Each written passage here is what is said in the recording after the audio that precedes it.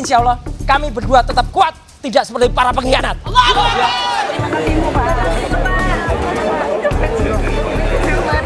Yang paling penting kita ikuti proses hukum yang ada sampai nanti di persidangan. Usai penahanannya ditangguhkan Kejaksaan Negeri Jakarta Selatan, Roy Suryo melanjutkan langkah hukumnya dengan mengajukan gugatan pra-peradilan atas penggeledahan dan penangkapannya ke Pengadilan Negeri Jakarta Selatan. Mengutip Sistem Informasi Penelusuran Perkara PN Jaksel, gugatan Roy Suryo terregister dengan nomor perkara 99-Pitpra-2026 PN Jakarta Selatan dan telah didaftarkan pada Senin 22 Juni 2026. Tercatat, ada dua termohon yakni tim penyidik Direskrimum Polda Metro Jaya dan Kajati DKI Jakarta. Sebelumnya, kuasa hukum Roy Suryo, Refli Harun bilang, gugatan pra-peradilan sudah menjadi opsi dalam menghadapi pelimpahan tahap 2 perkara ijazah atas Roy Suryo. Menurut Refli, pihaknya sudah menjamin akan menyerahkan Roy dan Tifa ke Kejari Jakarta Selatan, sehingga tak perlu ditangkap. Namun faktanya, polisi tetap menangkap Roy dan Tifa. Pra-peradilan ini adalah salah satu option yang memang kita sudah pertimbangkan dari awal, terutama ketika Dr. Tifa dan Mas Roy ditangkap atau ditahan. Karena penahanan ini kan penahanan dari pihak penyidik dalam rangka pelimpahan, walaupun aneh sesungguhnya. Karena kita sudah berkomitmen kalau memang nanti ada pelimpahan, ya kami akan antar Roy dan Tifa ke Kejaksaan Negeri Jakarta Selatan, nggak perlu ditangkap. Sementara di Solo, Jokowi mengaku menerima keputusan Kejari Jaksel yang menangguhkan penahanan Roy Tifa. Jokowi bahkan mengaku akan terus mengikuti proses hukum kasus ijazah sampai ke pengadilan.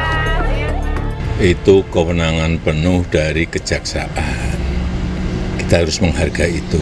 Yang paling penting kita ikuti proses hukum yang ada sampai nanti di persidangan. Senin depan, menurut kuasa hukum Roy Suryo, sidang gugatan pra-peradilan atas penangkapannya akan dimulai.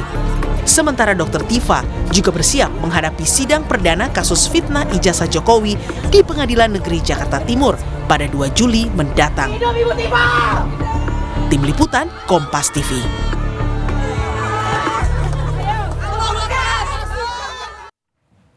Tak terima tindakan penangkapan dan penggeledahannya, Roy Suryo resmi mengajukan gugatan pra-peradilan ke Pengadilan Negeri Jakarta Selatan. Akibatnya, sidang perdana kasus fitnah ijazah dengan tersangka Roy Suryo harus menunggu hasil dari sidang pra-peradilan tersebut. Lantas benarkah gugatan pra-peradilan kubu Roy ini adalah upaya mengulur-ngulur persidangan? Kita bahas bersama kuasa hukum Roy Suryo, Abdul Ghafur Sangaji. Dan juga melalui Zoom sudah ada Sekjen Projo Freddy Damanik. Selamat petang Bang Ghafur yang sudah bergabung melalui studio dan juga Bang Freddy Damanik. Selamat petang. Selamat petang Mbak Cindy. Selamat petang.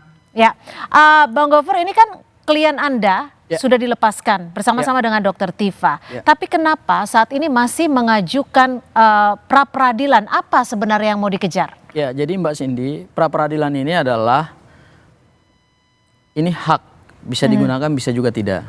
Dan kami memilih untuk menggunakan hak itu. Karena? Karena yang kami persoalkan dalam permohonan pra-peradilan ini bukan berkaitan, saya garis bawahi ya, bukan berkaitan dengan pokok perkara. Tetapi berkaitan dengan 4 hal. Hal pertama adalah untuk menguji bahwa tindakan penyidik Polda Metro Jaya melakukan penangkapan pada tanggal 19 Juni 2026, kemudian juga melakukan penahanan, penggeledahan, itu tentu melanggar ketentuan hukum acara pidana kita yang baru maupun hukum acara pidana yang lama. Ya. Kemudian yang terakhir adalah kami minta juga supaya ada pernyataan dari pengadilan atau putusan pengadilan terkait dengan status pencekalan Mas Roy.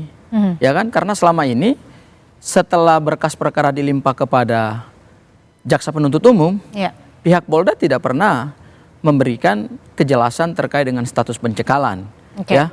Padahal ini kan berkas perkaranya kan sudah menjadi ranah jaksa. Gini, kalau tadi Anda menyebutkan ini tidak ada kaitannya dengan substansinya. Lalu misalkan memang nanti hasil dari sidang gugatan pra-peradilan ini dikabulkan yang menyatakan penangkapan Roy tidak sah, apakah ini bisa mempengaruhi dari substansi kasus ini sendiri? Ada dua hal yang menjadi goals daripada permohonan pra-peradilan ini.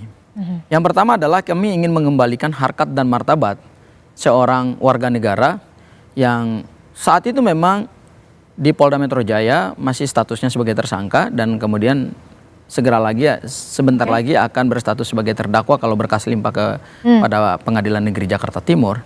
Tetapi harkat dan martabat itu kan harus tetap dilindungi oleh undang-undang gitu. Nah, kami ingin mengembalikan itu. Kemudian yang kedua, ini juga bisa menjadi satu edukasi hukum supaya cara-cara penangkapan penahanan yang menurut kami itu sangat tidak layak dan tidak manusiawi hanya untuk jenis delik pencemaran nama baik, fitnah. Saya ini kan coba bukan ke tindak pidana teroris. Bang Freddy. Bang Freddy, bagaimana Anda membaca dari upaya yang dilakukan kubunya Roy Suryo untuk mengajukan gugatan pra-peradilan? Apakah Anda membacanya ada hal lain untuk mengulur-ngulur waktu? Ya, terima kasih. Seperti yang disampaikan Bung Sangaji tadi, memang itu merupakan hak tersangka ya, tentu melalui kuasa hukumnya juga kan. Nah, yang kedua, kami tentu sebagai pendukung Pak Jokowi dan tentunya Pak Jokowi juga sudah berulang menyampaikan menghargai proses hukum. Ya, termasuk proses hukum, mekanisme hukum yang ditempuh pra-peradilan ini oleh Roy Suryo. Ya, itu yang kedua. Yang ketiga, memang sebagai strategi pembelaan ya biasa kuasa hukum melakukan itu biasa. Apakah tentu mereka yang paling tahu strategi pembelaannya untuk apa kan begitu. Nah, yang berikutnya yang kami lihat memang kan ya kuasa hukum pasti juga sebetulnya tahu, misalnya tadi udah disebutkan sah atau tidaknya penangkapan kan begitu. Kan putusannya kan nanti putusan hakim kan hakim pra-peradilan pasti menyatakan tidak sah penangkapan. Contoh ini misalnya maka tersangka dibebaskan, penangkapan penahanan, maka memerintahkan kepada penyidik untuk membebaskan tersangka. Kan udah nggak ditahan lagi, udah nggak ditangkap lagi kan, itu yang pertama. Sama juga misalnya penggeledahan, contoh. Oke, kalau penggeledahan saya nggak tahu ada nggak yang diambil atau disita atau digeledah kan. Tetapi kan putusan penggeledahan memang kalau ada barang bukti yang digeledah tentu nanti majelis hakim bisa menyatakan memang bahwa penyitaan barang bukti itu tidak sah. Misalnya waktu itu digeledah, disita, Bang Freddy, ada ya. Tapi terlepas dari upaya hukum yang dilakukan kubu Roy ini saat ini, di sisi lain kan Dr. Tifa akan masuk ke persidangan 2 Juli. Lalu Anda membacanya bagaimana ini? Seharusnya Roy bisa bersama-sama masuk ke pengadilan kalau tidak ada gugatan. Harusnya bisa cepat kan kasus ijazahnya? Iya, jadi memang kalau Pak Jokowi pengen ini cepat, ya Pak Jokowi justru sudah tidak sabar. Oke, kita coba dengarkan gimana, Bang Gofur. Ya, jadi begini, di dalam ketentuan hukum acara pidana kita yang baru, karena ini proses peradilannya menggunakan KUHAP yang baru ya, yaitu Undang-Undang Nomor 20 Tahun 2025, terhadap permohonan pra-peradilan, maka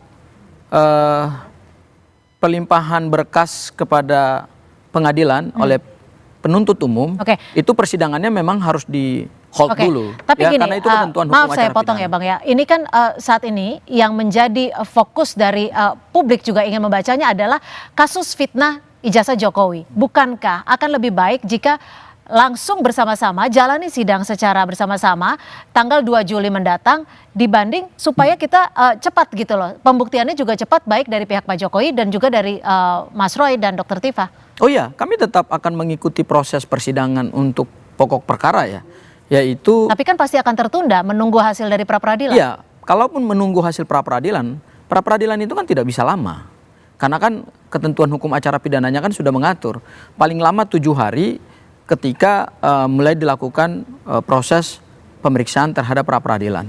Yang akan membuat lama atau tidak itu ya kecuali termohon dalam hal ini adalah Polda Metro Jaya tidak menghadiri persidangan pra-peradilan dan kemudian tidak siap untuk menyampaikan jawaban ke dalam proses pra-peradilan itu. Itu yang biasanya membuat lama gitu. Kami sih siap aja. Kami juga ingin cepat gitu loh. Inti daripada permohonan pra-peradilan ini adalah supaya kami ingin mengembalikan secara hukum harkat dan martabat klien kami, yaitu Mas Roy, pada saat dilakukan penangkapan dan penahanan yang setelah kami kaji dan kemudian kami lihat bukti-bukti, itu sesungguhnya tidak mencerminkan penegakan hukum yang Tapi dari Mas Roy sendiri ingin tidak kasus ijazah ini betul-betul segera diselesaikan dan juga dibuktikan di pengadilan? Kami sudah siap untuk masuk di dalam persidangan pokok perkara. Tetapi karena kami tujuan pertama adalah kami ingin kembalikan dulu harkat dan martabat klien kami. Kemudian yang kedua, kami ingin mengirim pesan juga kepada Polda Metro Jaya. Ya, jangan jenis delik yang seperti ini yang kemudian harus dilakukan penangkapan dan penahanan seolah-olah ini tindak pidana yang luar biasa gitu. Ya, Bang Freddy, coba kita menangkap pesan yang ingin disampaikan Bang Gofur. Mungkin kita bisa berandai-andai jika memang nanti pra peradilannya diajukan, dikabulkan atau tidak dikabulkan, apakah ini akan mempengaruhi substansi dari perkara hukum ini sendiri? Iya, sebelum ke situ. Memang ini seandainya pun ditunda, memang nggak lama ya, 2 kali tunda, ya paling lama 1 bulan lah, kan begitu ya, paling lama itu.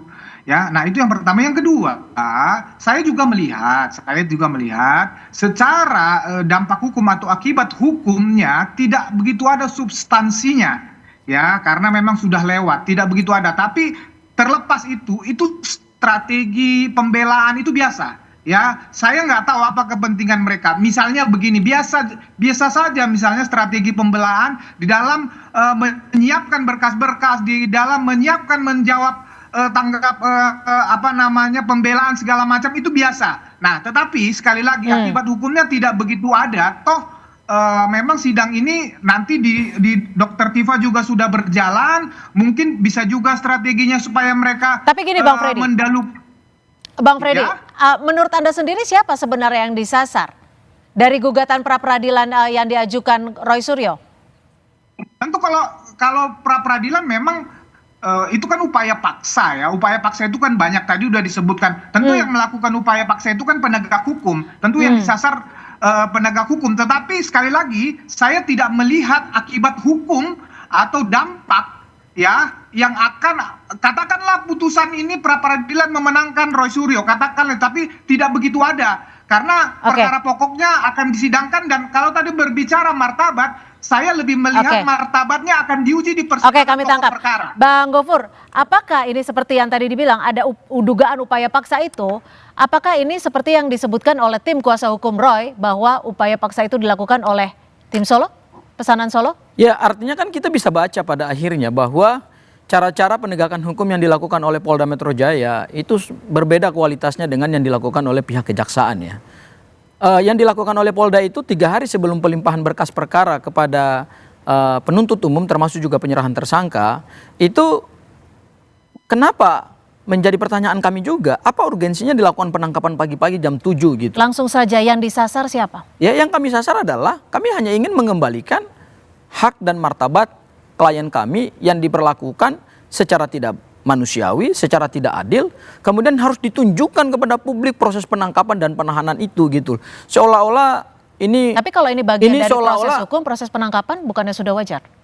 Ya, kalaupun dianggap wajar, wajar itu kan satu, harus sesuai dengan ketentuan hukum acara pidana. Kemudian yang kedua, harus dilihat dulu apa urgensi daripada tahapan penangkapan itu gitu loh, dan penahanan gitu. Kami melihat tidak ada urgensi hukum, tetapi kenapa menjelang penyerahan tersangka dan barang bukti itu kemudian Polda Metro Jaya harus melakukan penangkapan yang tidak manusiawi dan bukti-bukti itu akan kami gelar. Kenapa Anda membaca sampai hal sedemikian rupa sampai Anda menyatakan bahwa tidak manusiawi? Kenapa? Ya mungkin akhirnya kan publik membaca bahwa ini tidak lagi murni proses penegakan hukum gitu loh di Polda Metro Jaya ya. Karena melainkan mungkin ini mengakomodir ya kepentingan daripada pelapor gitu ya. Karena setiap pelapor mengakomodir pelapor. Gimana Bang Freddy? Kita tahu bahwa pelapornya adalah Pak Jokowi. Ya, sejauh ini ya kami pertama memang menghargai, sekali lagi menghargai mekanisme hukum, proses hukum ya, termasuk penangkapan kemarin. Kami melihat itu memang wewenang penyidik ya. Tidak ada sama sekali lagi, tidak ada sama sekali kepentingan Pak Jokowi untuk menangkap, menahan Roy Suryo ini. Kepentingan Pak Jokowi sekali lagi adalah perkara ini secara cepat sampai proses pokok perkaranya disidangkan. Pak Jokowi hadir, menyampaikan, menunjukkan keaslian ijazahnya, itulah kepentingannya. Sekali lagi tidak ada kepentingan Pak Jokowi untuk menangkap dan menahan Roy Suryo. Dan kawan-kawan. Oke, Nanti tapi vonisnya gini, seperti apa Bang Freddy, itu diserahkan mungkin kepada proses hukum. Bang Freddy, Ya. mungkin kalau kita bangun, kita runut seperti yang disampaikan oleh Bang Gofur adalah ada penangkapan yang tidak wajar, ada tindakan yang tidak manusiawi, dan disebutkan juga mengakomodir dari pelapor. Iya kan tadi dulu saya sampaikan, mengakomodir ya, ini kan narasi-narasi yang seperti ini, itu yang saya sampaikan tadi. Ya sudah, kita fokus saja terhadap pembelaan perkara ya, misalnya dari pihak Roy Suryo. Tidak ada kepentingan Pak Jokowi untuk menangkap Roy Suryo ini. Kepentingannya hanyalah supaya perkara ini cepat disidangkan. Itu yang pertama. Kalau dikatakan ada kepentingan, justru kami ya, seperti sudah beberapa kali saya sampaikan, justru kami yang melihat ada upaya-upaya ya, sedang kami pelajari, ada upaya-upaya di Reskrimum sudah ngomong ya, ada mantan pejabat yang mengintervensi atau menghalang-halangi penyidikan. Siapa Nah, pejabatnya? Siapa pejabatnya? Kalau kami melihat dari video-video beliau, kami lihat Jenderal Ugroseno sangat aktif, tapi ini masih kami kaji apakah itu termasuk menghalang-halangi penyidikan. Tapi kan ya, Pak Ugro itu mantan. Pak Ugro itu kan mantan. Iya, emang kalau mantan bebas begitu kan? Artinya kan tidak punya kewenangan secara langsung mungkin.